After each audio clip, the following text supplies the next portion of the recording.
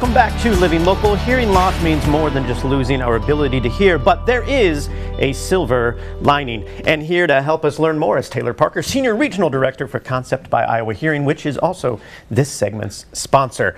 How are you, man? I'm doing good. Hey, welcome back to the show. Thanks for having me. We appreciate it.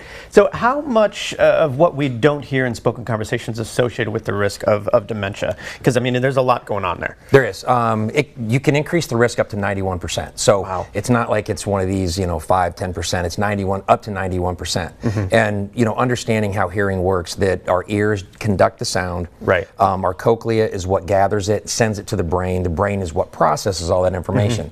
And when you have an untreated hearing loss, your brain has to compensate. It has to pull from other areas because it just can't sit and and just process that information. It has to pull resources. It pulls from cognitive is the first one that it pulls from. Well, cognitive is how we operate, how we think, how we process information, and processing information is when we get into like noisier situations, one-on-one like this right now, it's really quiet in here. Yeah. People can do typically okay. It's just as we start adding more and more to that situation, the harder it gets, and it's because when that brain gets overloaded, it has to pull from the cognitive. Yeah. Partly as we age, our processing just slows down, so we just don't process as fast. Right. But then when you have that untreated hearing loss, it causes the issue with the brain to just not be able to process or separate when you get into situations like that. So it just has problems separating those sounds and words out. Yeah. And it puts more pressure on the brain. That's when we run into the case where we run into dementia. Well, and you mentioned when we're in noisy environments and things like that, we find it hard to hear certain conversations. Now, in the situation like that, when can people kind of identify when they might have a problem? Is it when you need them to even speak louder, you need the music to go louder, etc.? Yeah, so it's it could be as simple as just turning up volume. Okay. You're not so much you're trying to, for hearing it, you're trying to get clarity.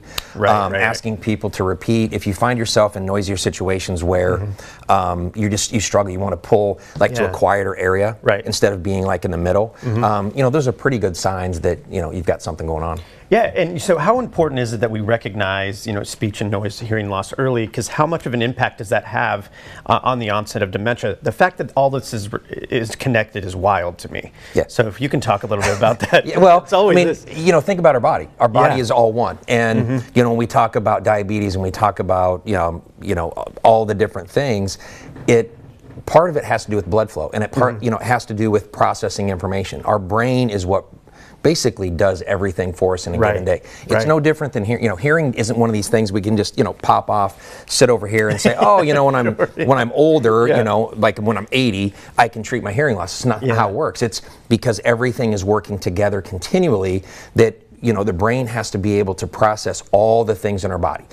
Hearing is no different. It's just one more thing that gets added. Hearing is the most cognitive demanding activity we actually do in a given day. It can cause people to be, fatigued at the end of the day. It can cause issues with just, processing information and, working that brain overtime and then leading to dementia. And, when we first came on here, it can increase your risk up to 91%. Wow. By having poor speech and noise. So it's one of those things, and when you come in for your free hearing screening, we have an actual test that we can do at the very end. It's about a 2-minute test that tells us if we treat your hearing loss, how well you'll do in a noisy situation because of how critical speech and noise truly is. It'll let us know what your brain is processing or what it's not processing to, one, make the right recommendation, but also have better counseling on realistic expectations, because when you come in to treat your hearing loss, it doesn't wipe everything away. We're working with what is left. Wow. So that's the critical part we have to kind of understand. Yeah. It's not like when you go to get glasses, they can help you see virtually 20/20. Hearing aids don't take you back to 20/20 hearing. It takes you to what you have left. Now we're working with that. That's interesting. Now, so where can people find you and kind of get more information and kind of get everything checked out? Locally, you can just go to our Davenport location, East 53rd and Utica Ridge Road, or we have a location in Clinton. Okay. Or you can just go to our website, iowahearing.com. You can book your free hearing screening right on our website. You don't have to talk to anybody. I love that. Hey, man, Taylor, easy and simple. Thanks for coming in, man. Hey, thanks for having me. I'm always fascinated by everything you bring to the table, dude. I really appreciate it. Again, this segment was sponsored by Concept by Iowa Hearing. For more information, go to iowahearing.com. We'll have all those details posted at ourquadcities.com.